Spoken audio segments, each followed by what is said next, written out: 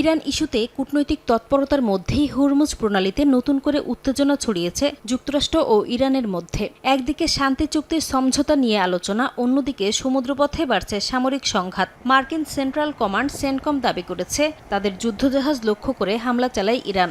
আত্মরক্ষার্থে পাল্টা হামলার কথাও জানিয়েছে মার্কিন বাহিনী।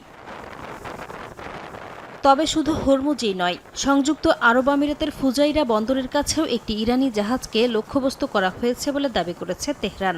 এছাড়া বান্দার খামির সিরিক ও কেশম দ্বীপের বেসামরিক এলাকাতেও বিমান হামলার অভিযোগ তুলেছে দেশটি। আঞ্চলিক কয়েকটি দেশের সহযোগিতায় এসব হামলা চালানো হয়েছে বলেও দাবি করেছে ইরানের সামরিক মুখপাত্র।